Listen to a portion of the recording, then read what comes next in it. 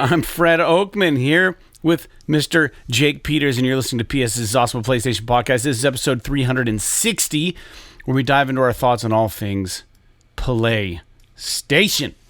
Before we jump in, please subscribe to our YouTube channel, youtube.com/PSisAwesome, where you can also watch the video version of the podcast. You can also check out our trophy list on the PlayStation Network. I am Anchorless_81, and Jake is JakeSaw01.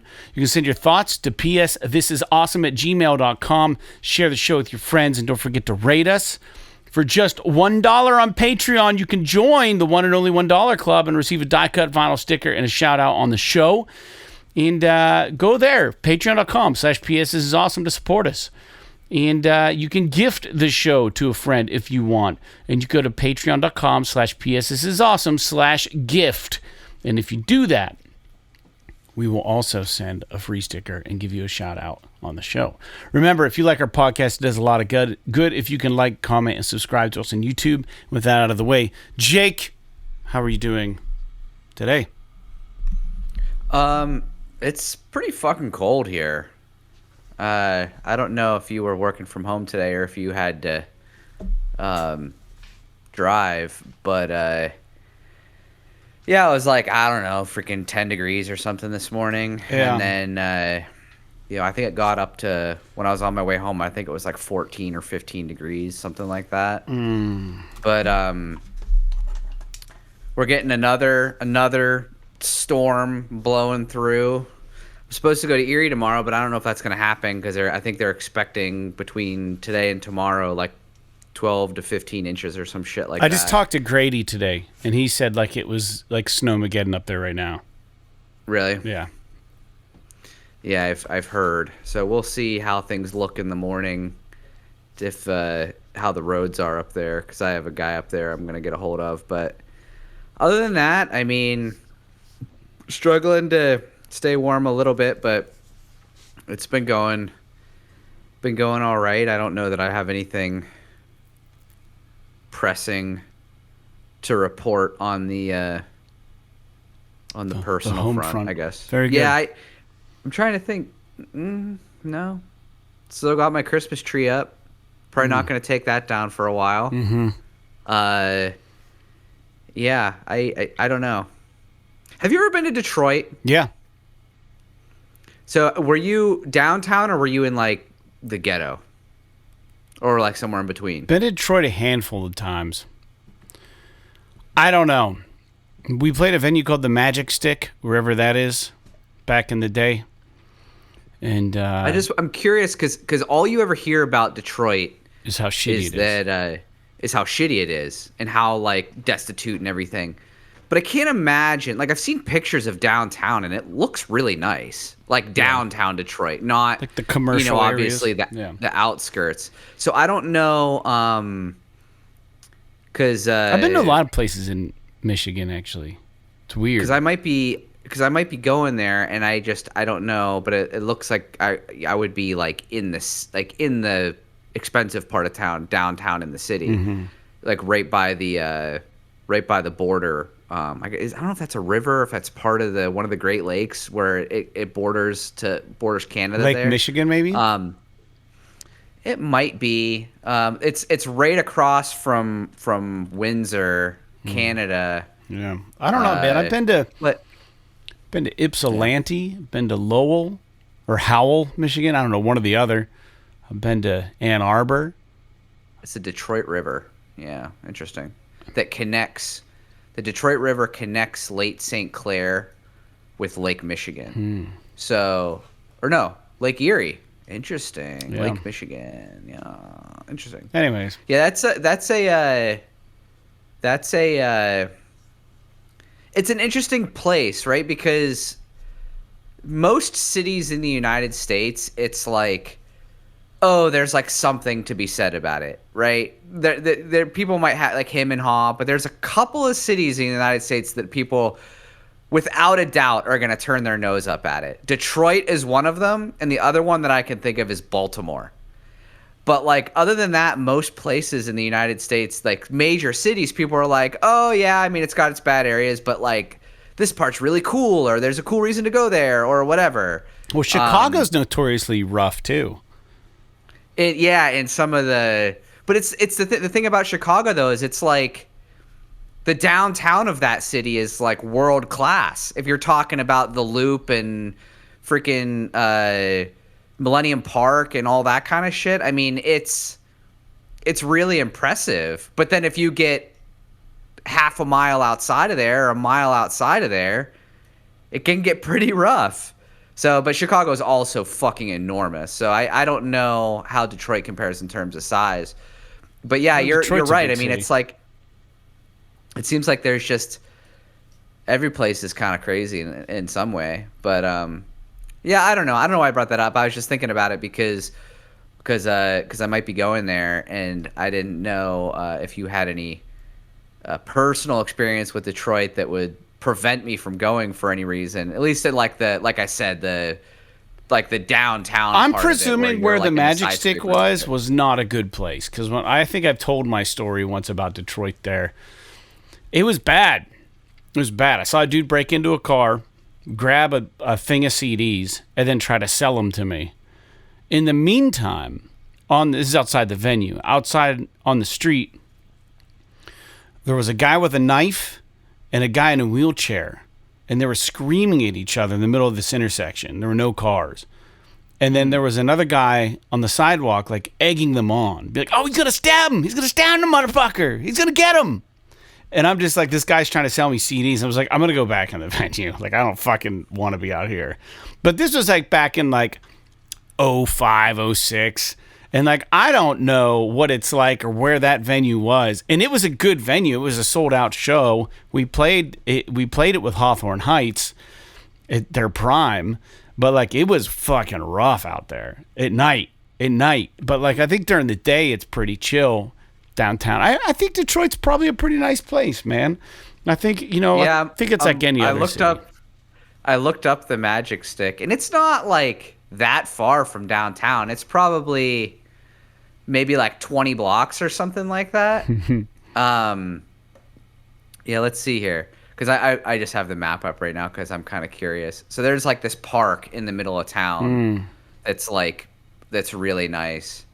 And it's like 1 mile away from where I would consider to be like the nice part of downtown. That's where like a lot of the shows, I guess. The bigger shows were in Detroit was a Magic Stick back then. Like the emo punk bands would play there.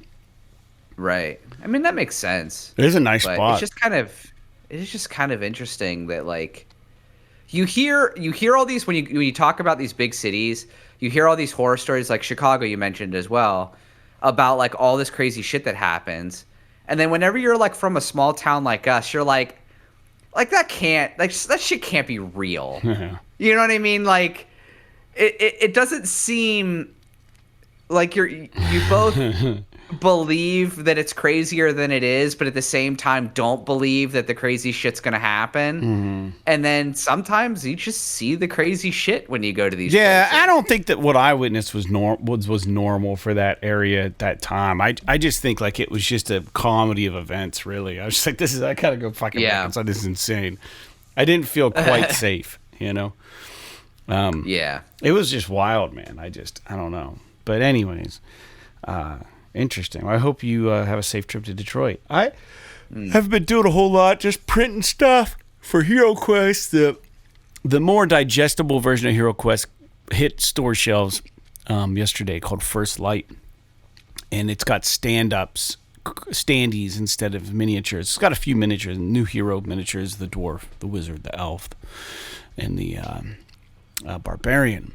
And it comes with this new dragon miniature. But 10 original quests, 10 brand new quests from Stephen Baker, the original author for the HeroQuest games, and, not to mention, a double-sided board, the original board, and then when you flip it over, there's like it's like a cavern board for HeroQuest, an officially licensed board set for like an underground cavern, rather than the dungeon layout that is so classic. And so that's kind of cool. It was like $40. Came in the mail today. I had it pre-ordered. I haven't opened it. Haven't looked at it.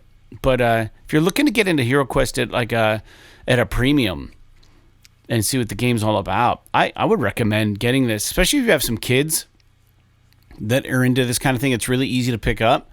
I got into the game when I was like between 8 and 12 years old and loved it. And it stuck with me. It was my entry for like D&D or fantasy role-playing. And it's not really graphic or inappropriate for kids at all. It's just like it's fantasy. It's fun. So I would recommend it. It's like an abbreviated...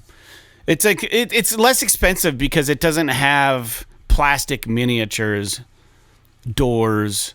It's all cardboard with those little stands that you put them on and put them on the board. It's just easier. It's cheaper for them to make, and it lowers the barrier of entry. You don't have to paint them because they're full color cardboard standees. So that's kind of cool. But anyways, that's all that's new in my life. I did get to work from home. And I'm working from home for most of this week. I'm supposed to drive to the state. No, I'm going to Dynasty on Thursday is the plan. So we'll see what the weather's doing. I'm not fucking making that trip if it's bad out. But I don't know. We'll see. Yeah. We'll see. That's the Allegheny National Forest trip. Up in I like Dynasty. It's a nice area. I mean, if you're into the outdoors, I guess I should say. Yeah, there's nothing to do there. Right. I mean, if you're into like... Because they have Dynasty Lake there, which is really big for boating and stuff. But then just like my cousin and I took a day trip out there, and we did like a big loop on our dual sports, and it was awesome. Just kind of like spending the day. It was nice out and see the trees and kind of get out and about. I don't know. I mean, it's nice to touch grass, as the kids say. At a place like that. Yeah, right. Interesting. Never heard that before. That's kind of a cool way of saying go outside. All right. Good. Very good. Well, I don't really have much else to report. Just printing a lot of additional stuff on my 3D printer for the Frozen Horror, which will be an expansion we're getting into soon. We're 2 quests away from completing the Return of the Witch Lord. And then we're going to do my custom campaign. Four quests, and then we're going into the Ogre Horde. Yep. Right. I think it's Return of the Ogre Horde or something like that. And then we're going to be playing the Frozen Horror. So I'm trying to get all of the map supplemental stuff 3D printed for that, which is still a ways off, which is awesome. I've got plenty of time. It'll be fun.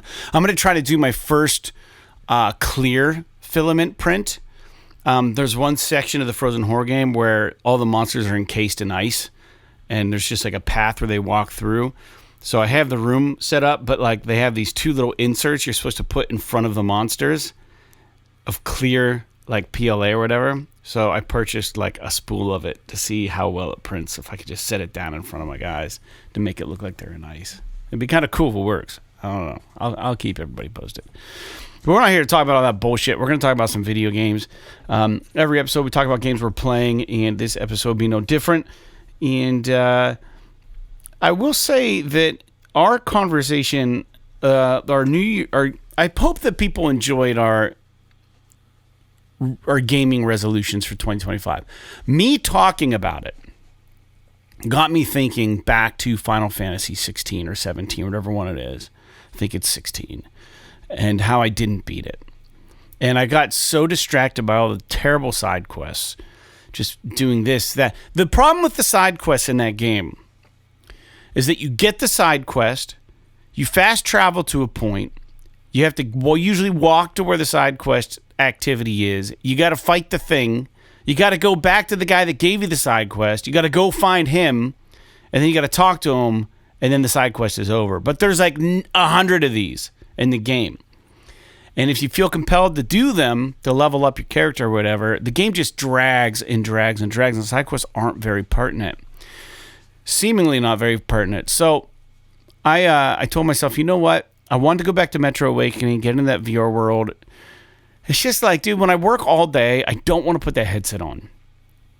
Even though I love that game. And I got 2 chapters left. I'm at the tail end. But I was like, you know what? I'm just going to get Final Fantasy XVI beaten so that I can get it deleted from a hard drive.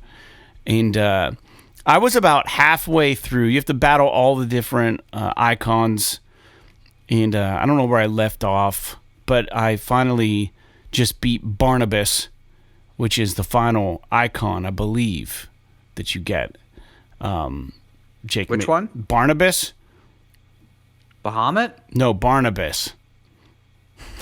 His know. name's I don't remember Barnabas. that He's one. like a guy. He's a man who talks about God the whole time.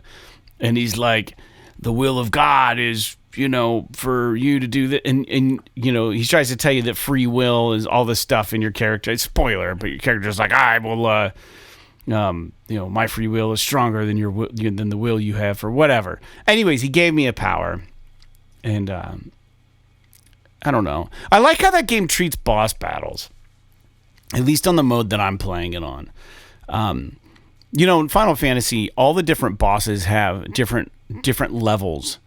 Meaning, the first version of a boss is just as they appear, and then something will happen, and then you get a cutscene, and then you got to fight the same guy a little bit more, trigger another cutscene, and then fight him again. If you die at any point during these boss battles, it will let you retry from the most recent cutscene of that boss battle and replenish your potions. Which is nice. Yeah, because you can beat the bosses. Like, Barnabas probably beat me like 4 times, but eventually I got him. And I was like, well, this isn't... Barnabas is cool because his icon is... I guess this is a minor spoiler, but you like figured out pretty reasonable in the game. It's Odin. Yeah, right. Which is... his Zangen-Detsu attack or whatever the hell it is like the most powerful attack in the game if you use it correctly. So it's I didn't use him much because I wasn't very skilled with him. But he's like the second. I want to say he's like the second of last guy or something like that. Or you're getting. I have all the icons now. I've got them all. Yeah. The graph is complete, so I think I'm close to the end.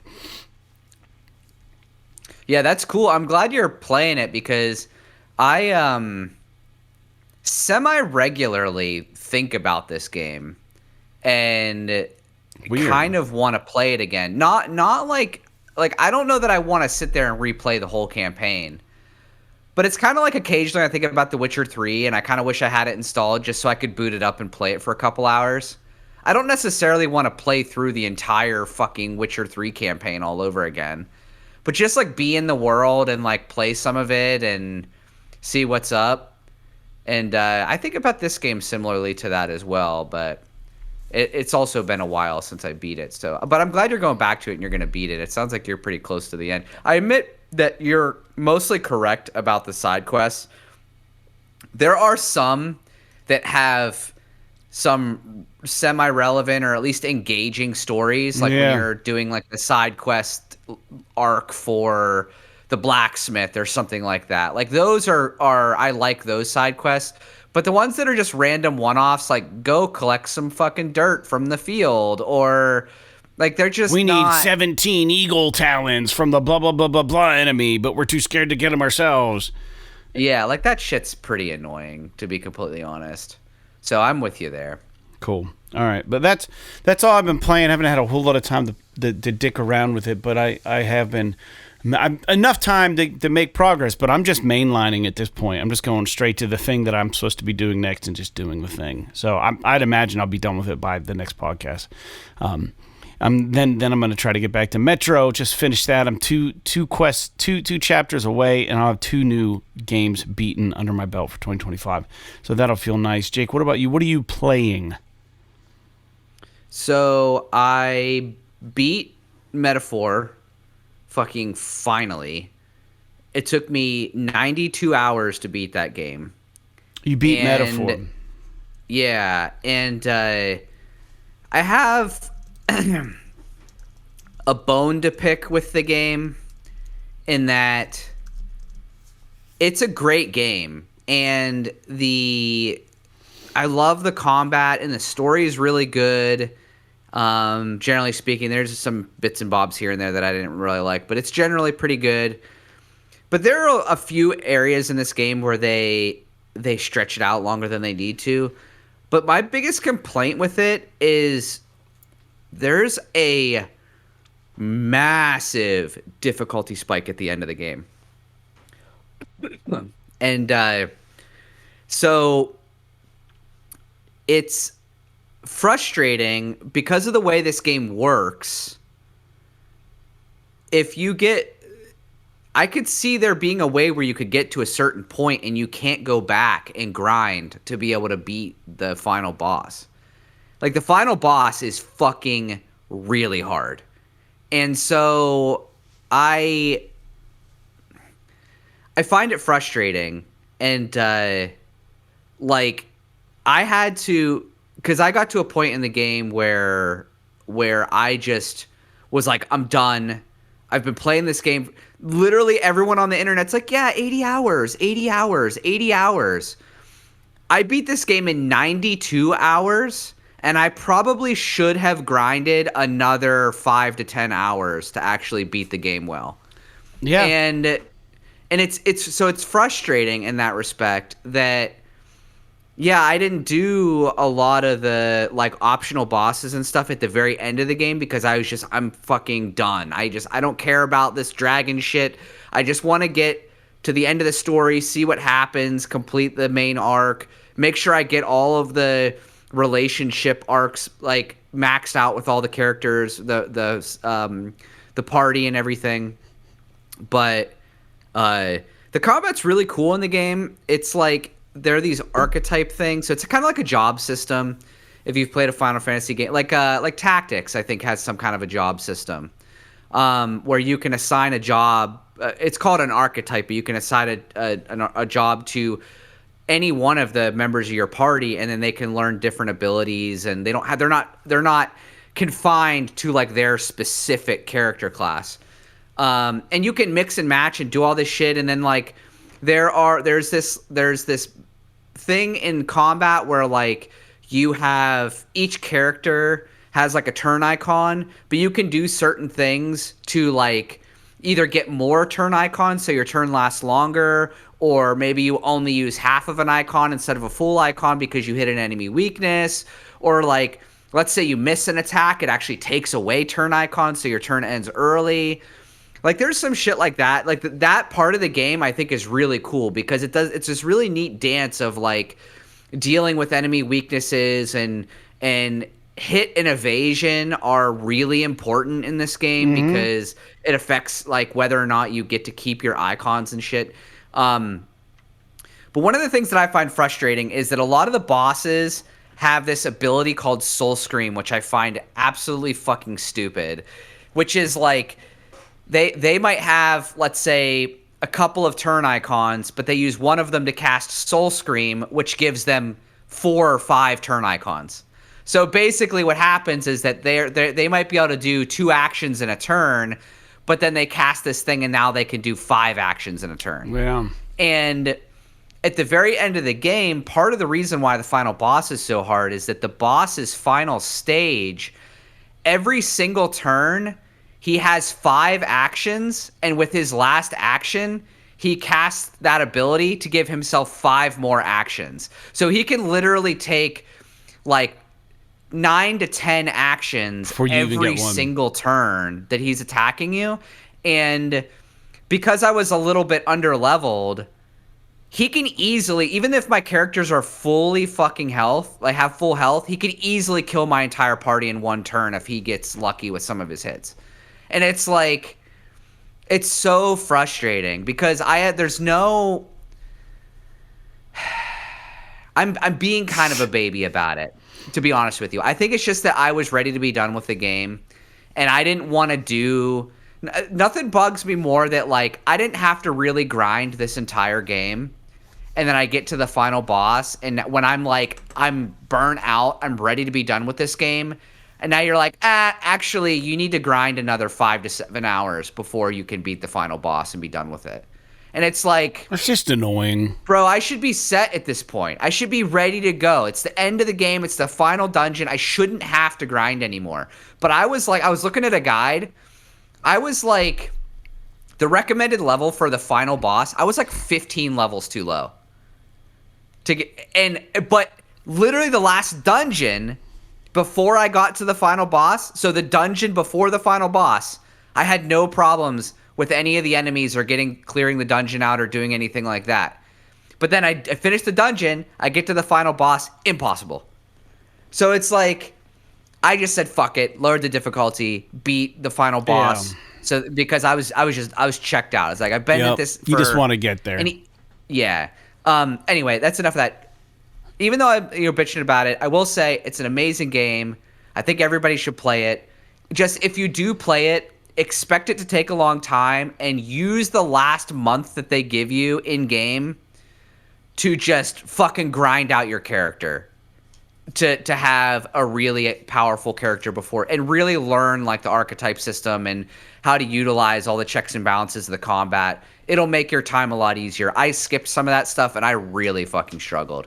So anyway, I finished that. And so I was like, what am I going to play next? I don't really know. And I was just kind of browsing the PS Plus catalog. And I saw that the PS4 remake of the PS1 game MediEvil was on there. And I was like, you know what? This is kind of like a palate cleanser-y kind of game.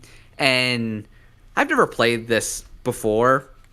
And I know it's a major franchise and that, like, historically, because, like, Sir Daniel Fortescue was in PS All-Stars, so he has to mean something to PlayStation. And so I downloaded it. I played, like, the first 3 or 4 levels of it, and it just wasn't for me. I ended up deleting it. I like the look of it, but it just, even though it's a remake, it controls like shit. And so it really kind of made there was a lot of challenge to the game just because it controlled bad, not because, so like everything else about the game I actually kind of liked, but I just couldn't tolerate the how clunky it controlled. Yeah. But it was cute and it looked cool and whatever. So like I still advise that people check it out if they're interested, especially if you have PS Plus Extra, because it's free with your subscription. So I ended up getting rid of that, and I was browsing they still have the holiday sale going on, which is like tons of games. And so I bought 3 games on the holiday sale. Wow. I bought Resident Evil 4 Remake, which I have not played yet. I just bought it because it was like $20. I bought it, I installed it, so when I get my VR headset back in the living room, it's ready to go. I can just jump in and start playing it. I downloaded, but I started playing the second game I downloaded, which was The Messenger, which I've never played before. Have you played The Messenger? I don't think so. It's the Ninja Gaiden one, like the Ninja Gaiden-esque one. No, I haven't played. There was that other game that you really, really liked. Cyber Shadow was awesome. Cyber Shadow. I think it was the same studio. I'm not positive, but and it's really fun. I don't have the patience for the challenge of these games as much as I used to, so I only play it for like a half an hour or an hour at a time. But the game, at least so far, is really generous with like the save points, the checkpoints. So it's not that big of a deal. Usually where these games beat me up is the boss battles. Like if I struggle with a boss, because I can usually tough my way through the levels themselves. But if a boss is really hard, especially if they have like my biggest problem with Bat-Boy, I loved Bat-Boy, but every single boss has 2 phases. And you would like learn the first phase, and then the second phase is like the first phase, but on crack. Right. And so like that's one of the like where I struggle with Bat-Boy. But I've only really fought one boss in the Messenger so far, and it really wasn't hard. So I'm curious how the difficulty is gonna ramp up. But I'm enjoying it. And then I mentioned this game a long time ago. But there was a game that was being released on PS5 called Trepang 2. Do you remember this? They announced it a long time ago. Type that in the notes. I don't know how to spell it. It's, let me see here. So, it's Trepang 2. Okay. No, I don't know anything about it. Trepang 2 release date PS5. I'm just curious when it came out. Huh.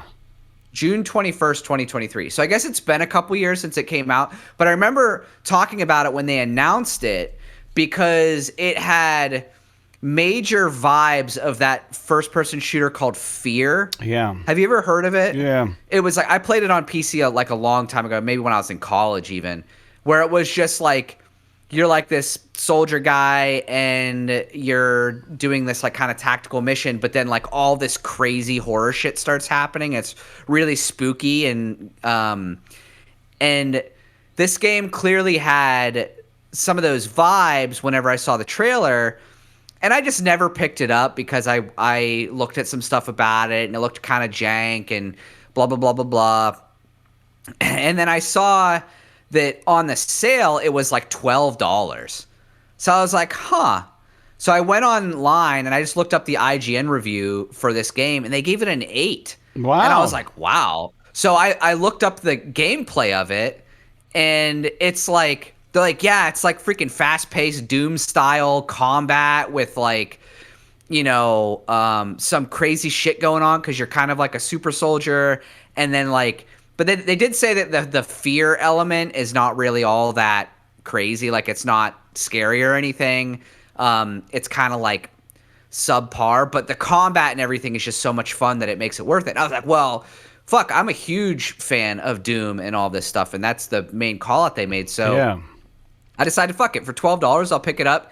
And dude, this game is awesome. It is so much fun. You're just running around like a psychopath, just murdering dudes, just like Doom style, but you're using like modern weapons like SMGs and rifles and freaking pistols and shit like that. Because you're like this super soldier.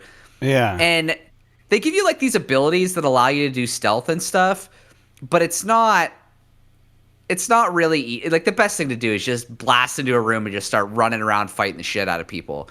It's just way more fun that way. But there's a lot of physics in the game too, where like people go flying and stuff. One of my favorite things to do is you can get running really fast and then run directly at a bad guy and melee them. Oh, and they cool. just go fucking flying and like ragdolling. And then, you can also like hit a guy and grab him and like hold him up to your chest like a hostage and just literally run around with him while you shoot dudes. And he's like a human shield. Like they'll just literally shoot him until he dies. And then you drop him and you can start shooting the other guys. Jeez. Eventually you get the ability to like dual wield weapons and stuff, which I haven't gotten there yet. But, anyway, yeah, this game is so far what I've played, it's an absolute blast. I'm having so much fun with it. Cool. So, but that's really where I'm at with my games right now. I'm really anxious to get to Resident Evil 4 Remake, but I kind of want to try and force myself to finish Half-Life Alyx before I take my headset away from my PC. And then I'll get to that. So, but hopefully I'll get to it soon. But in the meantime, I'm going to keep playing The Messenger and Trepang 2 because both of them are really fun. That's cool. That's cool. Well, we did have a little bit of listener feedback, and we don't usually get listener feedback, so I wanted to give this the appropriate attention that it calls for. And Dexter Baruch 2944 wrote in on YouTube, and he said, "Hey, I like your podcast, guys. I think you should be showing some gameplay footage in your shorts so we know what you're talking about." Well, it is a good idea, Dexter. And we appreciate that feedback. However, the amount of time that both Jake and I invest in this podcast really doesn't really equate to there's really no reason. We don't get enough YouTube views to do that. Like, you know what I mean? Like, we've tried. Our audience is very limited.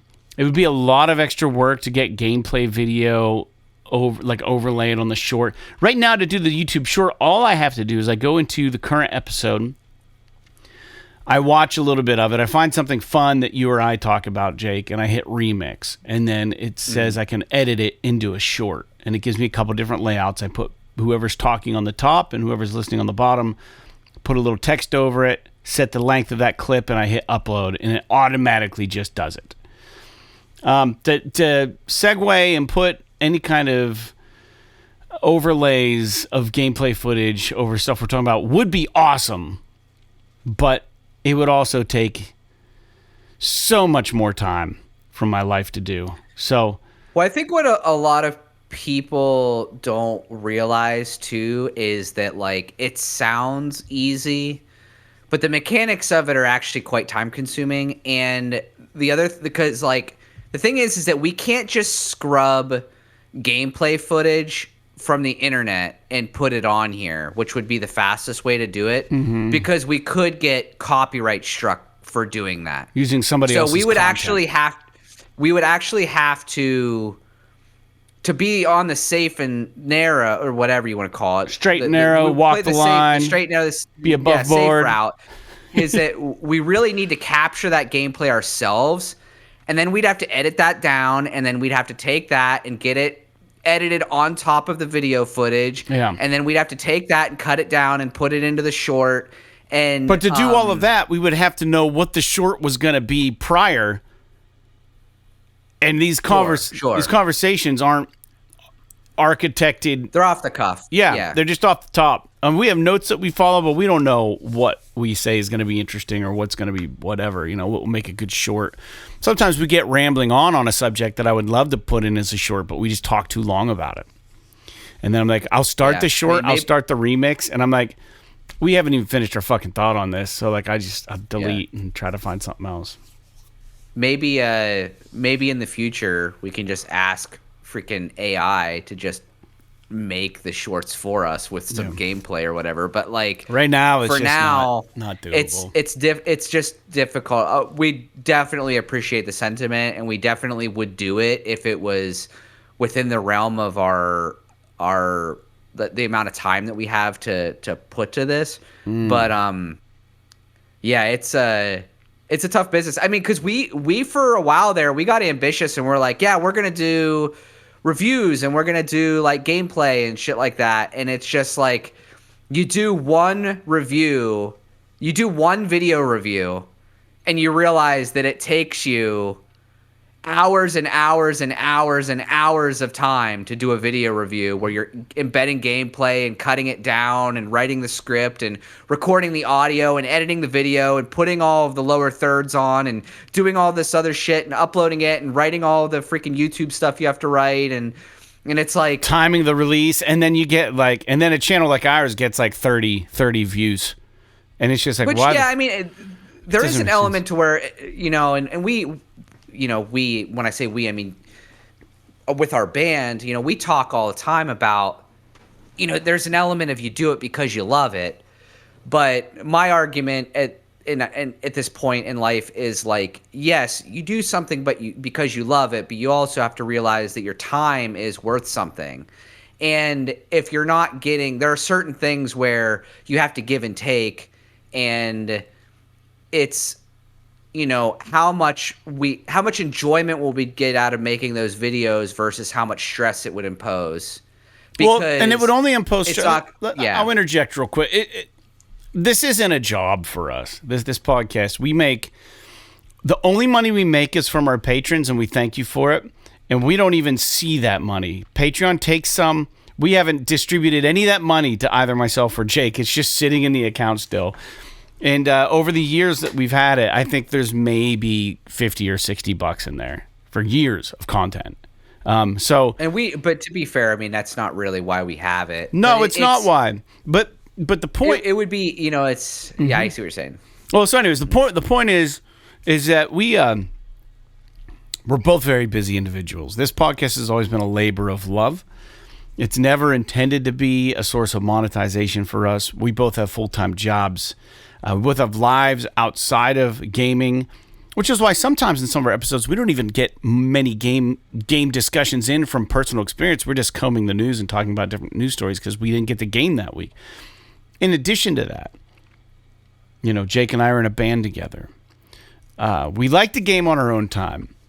I do a solo project. I do a rock and roll band as well. You know what I mean? And you have to live a little bit. You got to cook. You got to shit.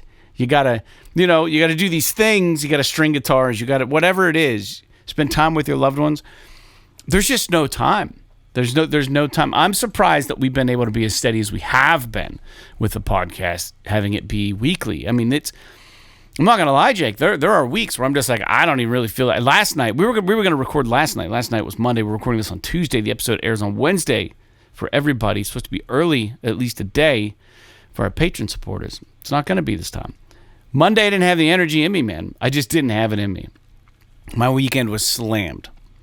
Friday, I worked 7.5 hours, but I also drove 2 hours to get to and from work total. So that's 7.5, 8.5, 9.5. Woke up early to make sure I could get all that stuff happen. I probably had like an 11-hour day on Friday, and then the band came over at 5:45, and we practiced till about 7 o'clock at night. And then I cooked food, and then I passed out. Saturday, I went and played at Twisted Elk out in Lake City. Had no time to really do anything in the morning except for laundry, clean, just maintenance shit. Got back late Saturday night, passed out. Sunday morning, the flood was here at 10 o'clock in the morning. Did that, and then I had my Hero Quest shit going on at 1. So, and then Monday, I worked all day, and I'm like, dude, I don't have a fucking ounce of energy to do this podcast.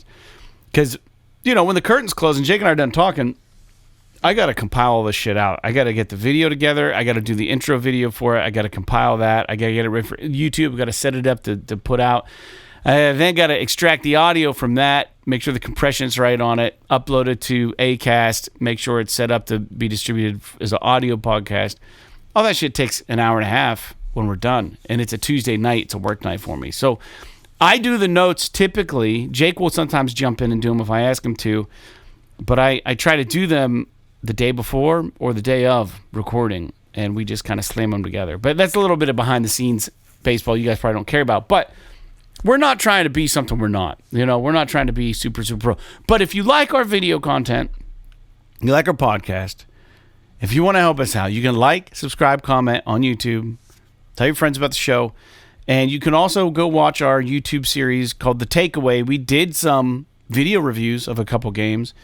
And the funny thing is, I'll add to this, the funny thing is this, if I just upload random gaming, like me beating the final boss in Darkest Dungeon had like 500 views. That's more than any of our podcast episode views get. That's more than the majority of our shorts get. That's more than any of our takeaway videos got. All I did was press record, beat the boss in Darkest Dungeon, unrecorded it, made a little thumbnail and uploaded it, and it's got more views than half the shit we put time into.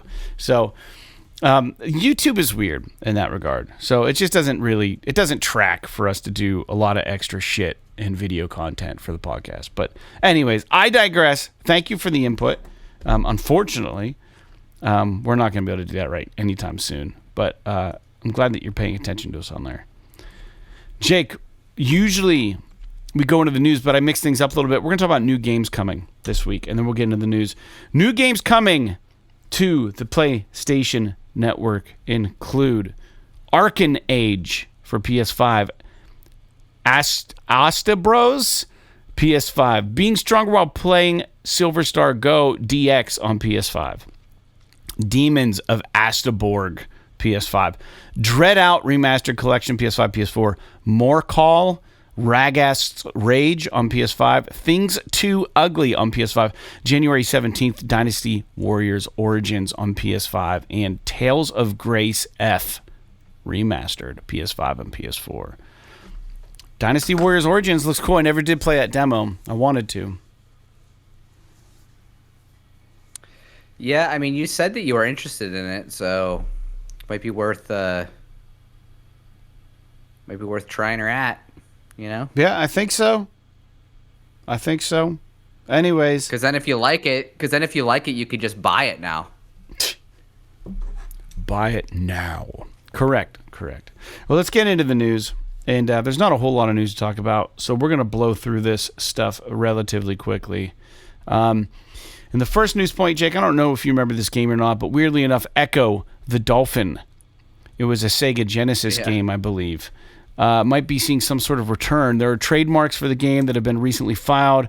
I didn't really care at all for the original, but I remember when it came out, it was a big fucking deal. So, I don't know. Any interest in this rumor? Do you care? I mean, it's interesting from an industry perspective and from a nostalgia perspective, but I'm probably not going to play Ecco the Dolphin. I'm just throwing that out there. Yeah, I'm definitely. But we'll see. I mean, maybe it comes out, it looks like a fucking banger, and if that's the case, then maybe I'll give it a go. It's a third-person underwater action game with a very riveting story about Echo.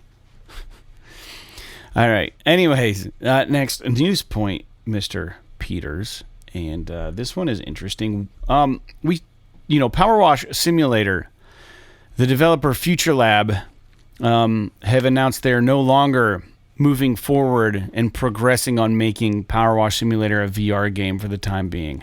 It's kind of a bummer because I think that game would be awesome in VR. I also thought that other game with the car survival game would be a cool game. I can't remember that one was called, but I never played that one either. For the PlayStation game? What was that game called? Which game? Where you were in a car and you're supposed to survive the apocalypse? Pacific Drive? Yeah. That would have been an awesome VR game. They never even talked about making that VR. But they did talk about, and they were working on making PowerWash Simulator a VR game. It'd be so fun to hold the Power Washer and just fucking do it. But I guess for whatever reason, they're not doing it anymore. Any opinions on PowerWash Simulator not going to VR? I don't know if it's the type of game that I would really want to play in VR, but just because it seems like such a zen game, I don't know if I'd want to be doing it, because VR is not a very zen It might make it feel more like work, like you're actually power washing. Yeah, but I could see it being something that people might be interested in. I just don't think that it's a game it would be a game for me. I personally thought it would translate well, but now that I'm thinking about it, it might actually feel a little too much like a chore. Anyways, the next news point. This is kind of an interesting news point here, and it's about Death Stranding and Hideo Kojima Productions. We talked a bit about Death Stranding 2 last episode, or maybe it was an episode before that, but the game is now in some kind of, what do they call that? Crunch development period. So Kojima tweeted the following, quote, "At this age, I can't help but think about how much longer I'll be able to stay creative. I want to keep going for the rest of my life. But is it 10 more years? 20? Every day feels like I'm racing against the clock. Even now, at 87, Ridley Scott is still active. And back when he was past 60, my current stage in life, he created the masterpiece Gladiator," end quote. So I think crunch affects everybody differently. It sounds like Kojima just wants to live forever and keep creating. And now like he feels pressure. The clock's ticking. The proverbial clock is ticking. And I feel like Kojima is probably one of those guys that operates really well under pressure. But pressure to him is like not get it done in a week. It's like, how much time do I have left in existence in the planet? I have to do something masterful, amazing. Yeah. You know what I mean? Like pressure to him, I think, is like more in terms of leaving a crazy legacy, living up to his own ambitions and expectations, and just how far can he possibly push himself and how much longer can he do it. This doesn't, to me, read that he's doubting that he wants to continue to do this. He just doesn't know.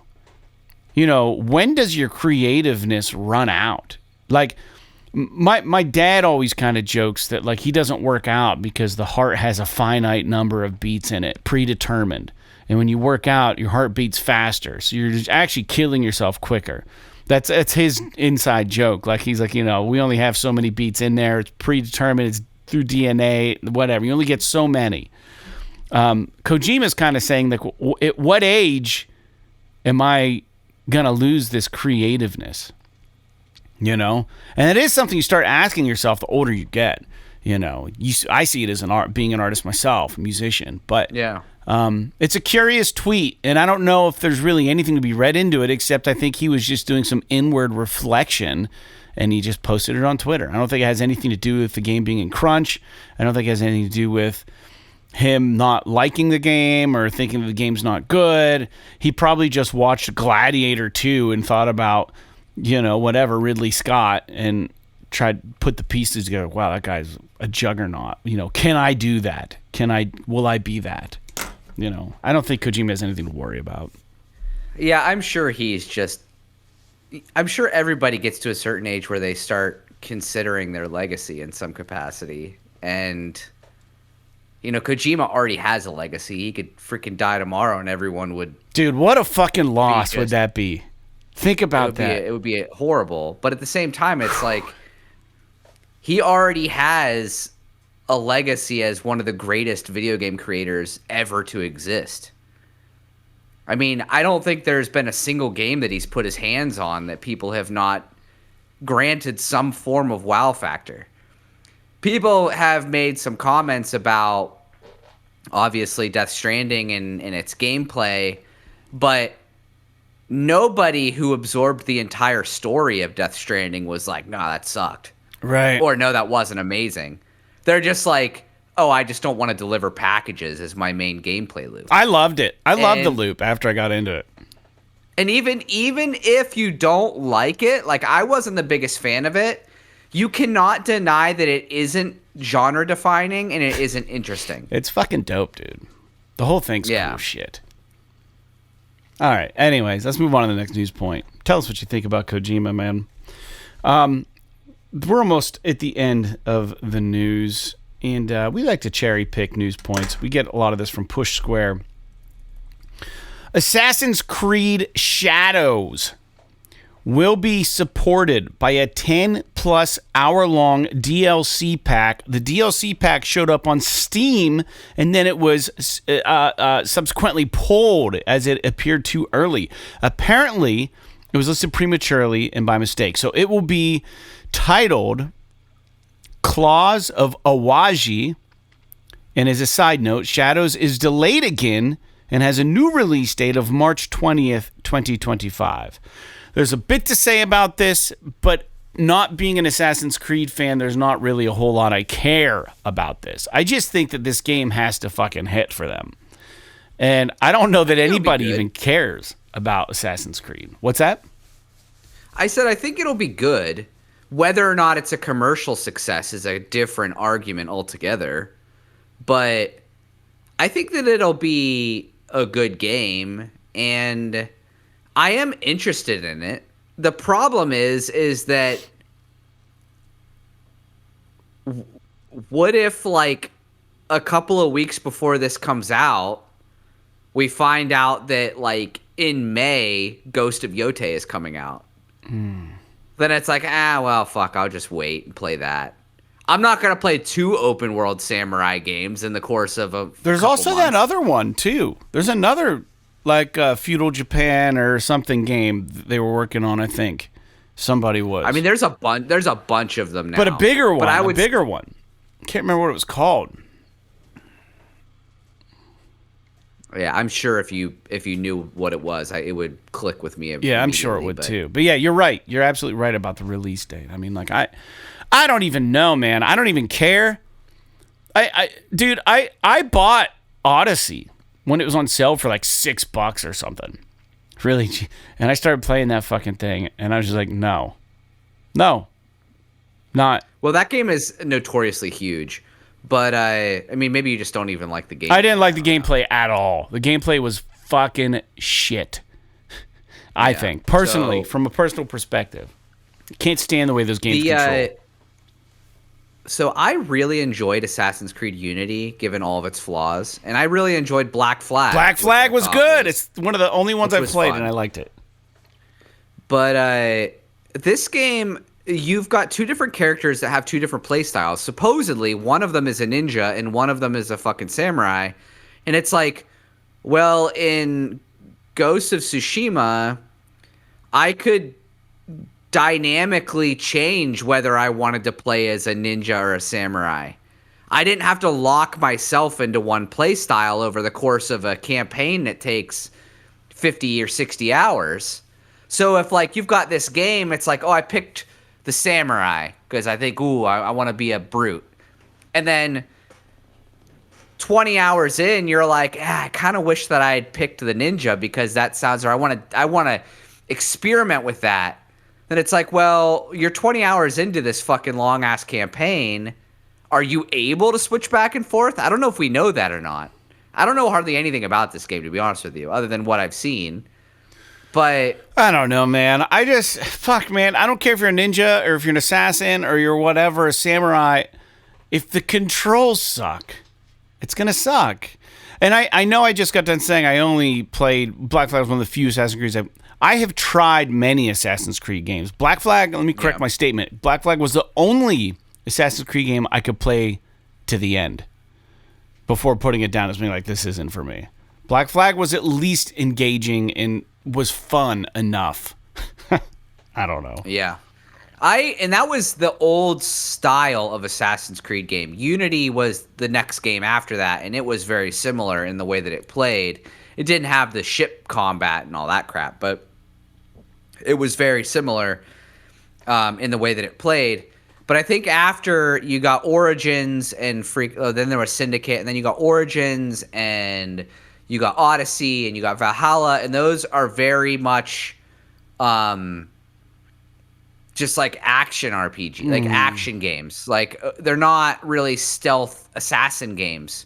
And so I'm not so sure that they would really jive with me either. Because if I'm looking for like an open world action game, there's a number of other games that are going to be way better. Like Far Cry, The Witcher. Like there's so many, dude. Uncharted's not open world, but there's a handful of them. Like the thing that made Assassin's Creed cool was that it was like a stealth assassin kind of game. Like there was an element about tracking your target, and you're like part of like a cabal stuff. And all this cool shit. And then they brought about the Animus and all this stupid shit that's just like, in my personal opinion, I mean, the Animus was there for most of it, so bad, but it's stupid. I think there's something cool about it, but I do get that it's kind of a juxtaposition between like the modern day Animus shit and like the stuff where you're like playing the ancestor character, which is the bulk of the gameplay. Yeah, I don't know. I believe that this game will be critically received well. It kind of has to be. I just don't know. Like, people might be checked out on Assassin's Creed. Well, don't put tower defense in it. Well, people were begging for traditional Assassin's Creed game, and they released that one a couple years ago, the Baghdad Mirage? one. Yeah, and people didn't really buy it. So I'm not really sure how this is going to play. It's like too little too late with the whole Japan thing. Because people have been wanting it for freaking 10 years, and they're just now doing it as like a Hail Mary. And I don't know. I hate to be down on it because I do, like I said, I do think the game is going to be good, but I just don't know if it's going to be a success. Yeah. Well, these games I don't know. My experience with playing and trying out these different Assassin's Creed games, they all just feel so samey. And like, every single one that releases, I want to love because the trailers look badass, the characters look cool as shit, everything about it looks awesome, and then you open it up and it's just like, this isn't for me.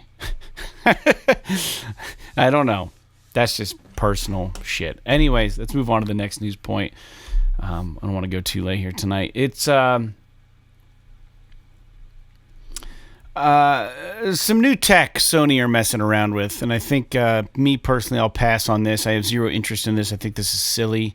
They are at a conceptual level, Jake, but the idea is that they're going to incorporate smells into your gaming experience. Should they pull on this thread some more, or do people even want this kind of thing? Is this Sony just swinging their wiener around saying we can do this? What would be the only reason that this could be cool is to make games more accessible for like visually impaired folks somehow. But where does the smell come from? Does it come from your controller? Do you have to like get inside a box? And I think they were saying something about this in the CES showing. They had like a demo of something like this kind of quote unquote working. And I don't know, man. I don't want to smell my fucking video games. It has you can believe where it would get pretty funky. I don't know how I feel about these like 4D experiences. Like you think about like these rides like you get on at Disney World or something like that, where it's like a 4D experience where you're like sitting in a chair and you're watching a movie, but then like air will blow on your feet, or like mist will get shot in your face, or you'll smell something, or you know what I mean? It's like, do we need that for like the home entertainment space? Maybe in like a VR capacity, I could see it being like getting really wild. But I don't know. I would think, like, as far as the senses go, I think exploring touch a little bit more is probably the way to go. Like expanding haptics and the way that they can affect the controller's force feedback in your hands, or the headset on your head, or the headphones that you're wearing. I think making revolutions there, I mean, it's pretty good now, especially with the DualSense controller. But, like, yeah, I don't know about smell, man. I don't want to have strange smells being all up in my space when I'm playing video games. There's just something really uncomfortable about the idea of it. You know what I mean? But Sony is inherently a technology company, so they're probably just doing this for the patents and all this other stuff and proof of concept type shit. I mean, dude, I think the only way it would be cool, the only time I want to smell anything in my media is when I'm watching like a learn to cook show. And they're like, oh, smell how good the fucking blah, blah, blah smells cooking in the oven, and you can smell it. That'd be fucking cool. I don't want to smell. It's never going to smell right. Yeah. Think about how artificial smells of things. Yeah. It's never going to smell right. The candle company's been trying it forever. Yeah. So you want to have, I don't know. Like, think about it. You know, like those Netflix fireplaces and shit are really popular for like Christmas time and stuff. You could have your TV emit like a wood smoke smell while you're watching these things, which is rad in theory, but it's not gonna fucking smell like that. Just fucking light a match or something. I don't know. Yeah, so it's I don't know. I'm a no on this, but I applaud their sort of spearhead innovation. Yeah. Yeah. All to right. see what they can come up with. All right. Well, fuck it. All right. We got 2 left. Helldivers. Let's talk Helldivers real quick. I'm part of a Helldivers chat all the time on my phone. LJ and his boys are always writing, you guys diving tonight? You guys getting in there? You guys doing the thing? Everybody's like, man, I need to. Let's do it. And I'm just quiet, just passively watching the text come and go. I love being a part of that text, by the way. LJ, do not remove me. Sony is bringing Helldivers to the big screen, and I think, Jake, many episodes ago, you and I talked about how they need to just do this because of Starship Troopers vibe and all that stuff. So I'm glad that this is going to be happening. I think it's there's so much here that they could fuck with and make it fun.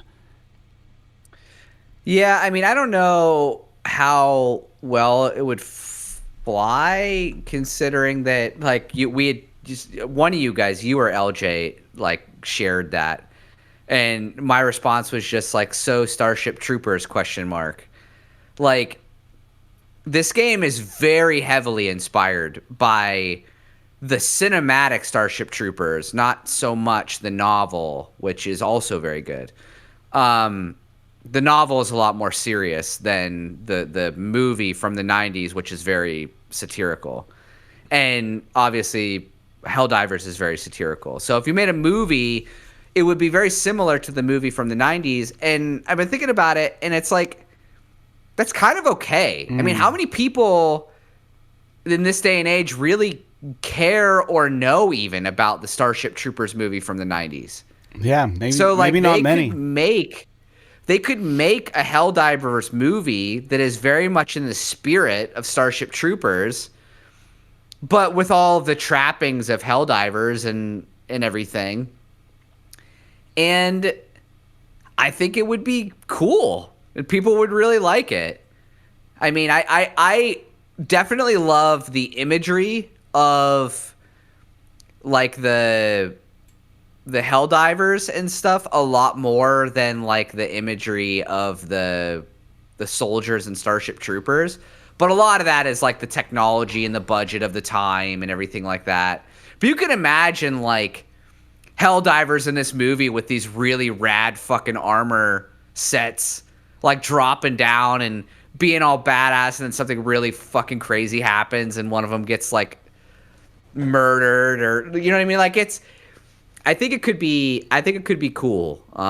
And I would definitely be interested in seeing what they come up with here. I mean, PlayStation Productions has not really missed yet, so I'm kind of curious what this looks like.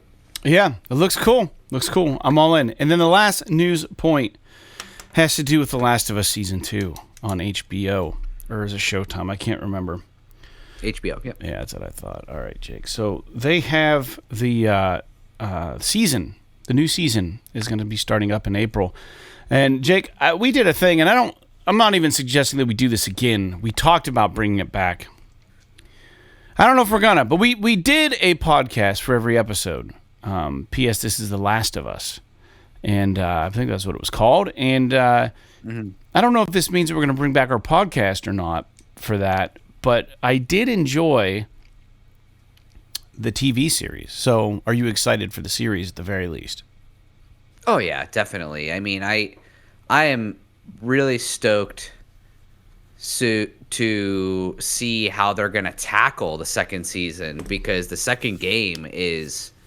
I mean, the first game, like, I'm not even trying to be melodramatic or anything. Like, the first game literally changed my life as a gamer. And I will say that the first game, The Last of Us, is without a doubt in my top 5 all of time in video games. I think should be in pretty much everybody's top 5. The Last of Us Part 2 is one of these games that I would argue artistically and technologically and everything is arguably superior than the first game, but is not nearly as culturally impactful because it didn't define a genre almost. And there were elements of that game that drove people away more than brought them in, if that makes any sense.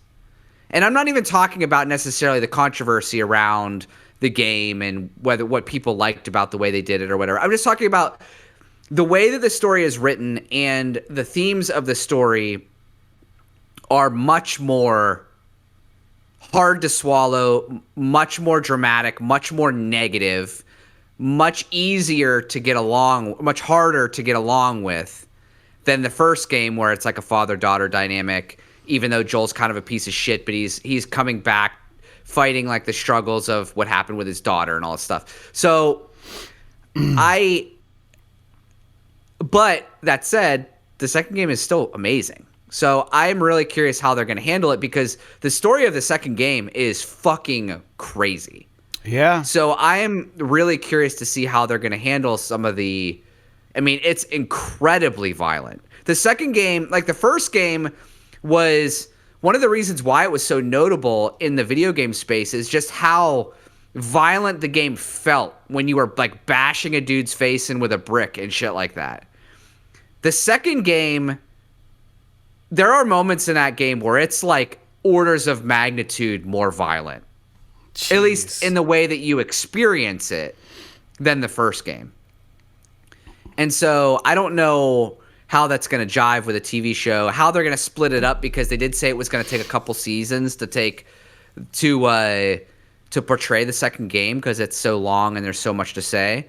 But yeah, I'm really excited about it. I'm even open to the idea of doing another, because it's only going to be, 8 weeks or something like that. I'm open to the idea of doing another, sort of side spin-off like mini-series about each episode, because it allows us to kind of talk about it and not worry about doing like okay, now this part of the show is the spoiler section for the most recent episode of the last, or whatever, One of the things I am curious about is like, dude, I don't know if you remember, some of those episodes in the first season were fucking long. Yeah, that like an hour and a half. episode, The last episode of season 1 was like 2.5 hours long, and which is like longer than most movies.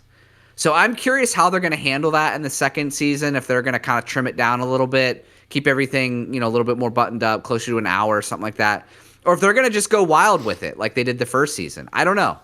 We'll see. But anyway, I'm kind of digressing quite a bit here, but I'm excited.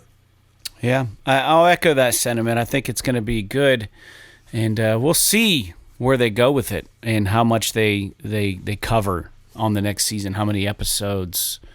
If they do like a weird thing where season 2 is broken into 2 mini seasons, like they'll release like the first X amount. They did it episodically though last time, so that you couldn't get ahead, you couldn't watch ahead. They released them weekly, so I'd imagine it's going to be more that way. So we'll see how it goes. But anyways, that's it for the show. Thanks for tuning in, everybody, for this episode 360 of the podcast.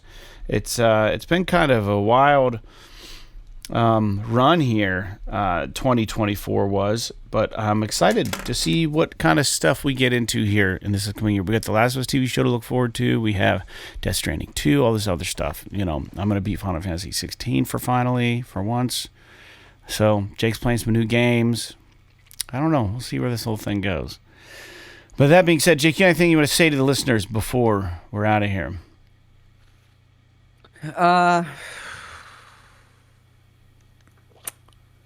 Nah, I don't think so. Yeah, dude, I'm really worried about the freaking weather. I mean, hopefully it's not too bad because I not here. It shouldn't be too bad here, but I'm scheduled to go to Erie tomorrow, and it's supposed to be shitty up there, man. It's supposed to be pretty wild. So, that said, I don't know. I mean, just do games. There you go. Do games. I'm excited to get back to playing as a band. We haven't practiced or even played together. Yeah, that practice was good. We sounded nice. And we started, just for a half hour or so dicking around with a new song, which is kind of cool. And then, we got a show coming up, which is always interesting. It's at a fun venue. Yeah. I don't know if there's really anything else that I really got to worry about, but yeah, I don't know. I'm just excited to be playing some new games that aren't freaking Metaphor as much as I liked it. I agree. All right, very good, man. Happy for you. All right, thanks for tuning in. We're out of here. You guys have an awesome week. So I don't have a closer, Jake. I don't have anything lined up. Do you even know what the letter is? It's Q. It's Q. If those haven't picked up on our closing, we go alphabetical, and we're at letter Q today. Qbert, obviously. Go ahead. Why don't you do this for us? I can tell you. All right. Here, just close. So, Quake, Quantum Conundrum, and Qbert. P.S. This is awesome. This is awesome.